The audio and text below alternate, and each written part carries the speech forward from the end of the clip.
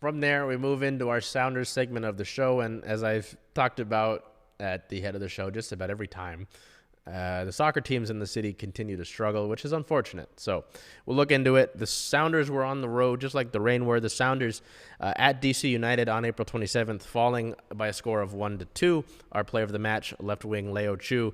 Chu, a 7.2 match rating, 1 goal and 1 shot. This was another wild game that featured another red card for the Sounders, just like last week against the Vancouver Whitecaps. This one came as Stefan Fry was called for denial of a goal-scoring opportunity, which not great. Those are never great.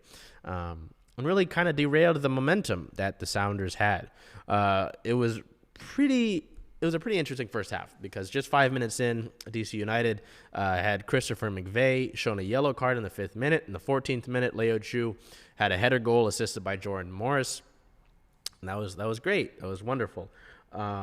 Denny Musovski had to come off in the 21st minute, so Obed Vargas came in.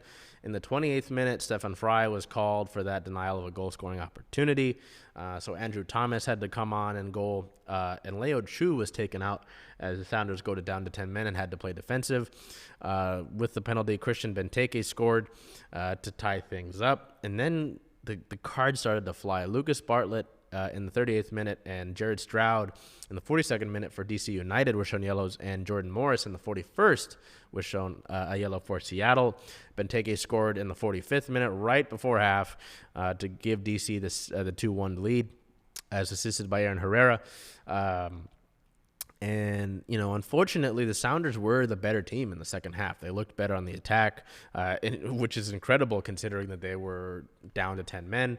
But ultimately, it didn't matter because they didn't equalize. No points were gained. They remain just with the 1 in the win column, and frustrations continue in Sounders land.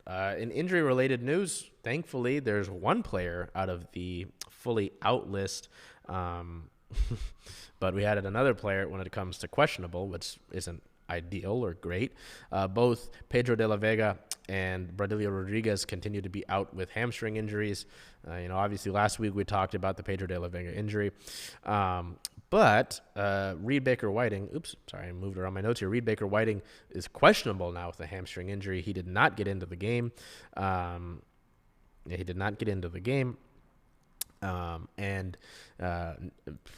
Nathan, defender Nathan, was questionable with a hip injury and did not get any game action, I don't believe. So, yeah, both Nathan and Reed Baker-Whiting questionable, but did not play.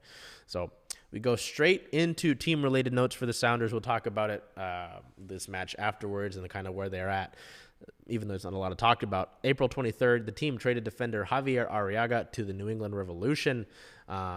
Seattle receives a 2025 international roster slot and future general allocation money considerations. The Ecuadorian center back made 120 appearances across all competitions for the Red Green from 2019 to 2024.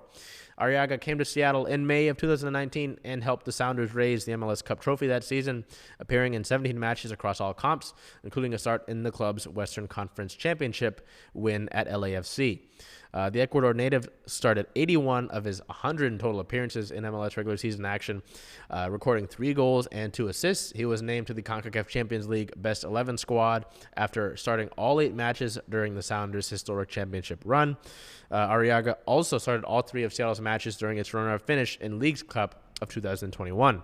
Arreaga has 20 career appearances for the Ecuador national team as a member of La Tri's final roster at the 2022 FIFA World Cup. He made 9 appearances in World Cup qualifying matches, scoring his lone international goal in a 6-1 win over Colombia on November 17th, 2020. Prior to coming to MLS, Arreaga played for Barcelona SC of the Ecuadorian top flight, where he appeared in 78 of 79.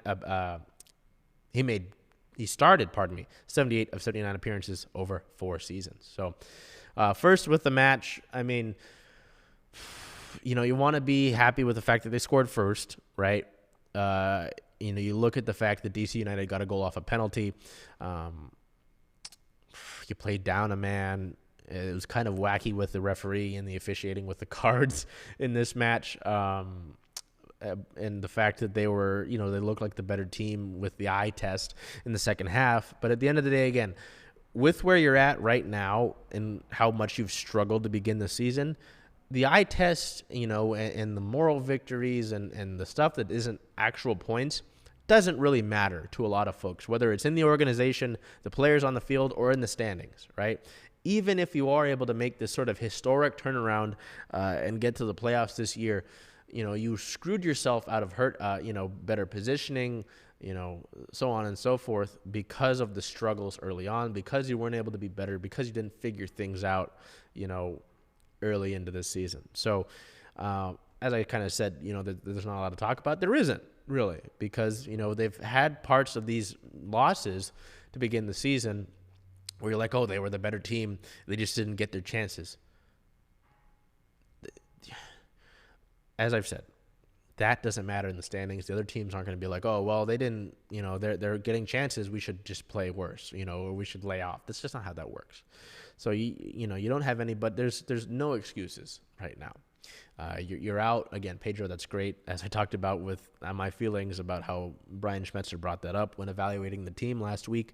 But even when you get him back, I mean, are all your problems solved? If he comes back and they just are just rattling off wins, then sure. I'll praise the guy like he's the next deity. But that's just not how it's going to be. That's not how it should be, and it's not how it should be viewed. So we'll move on. The Sounders sit at a 1-win, 5-loss, 3-draw record, 6 points on the season so far.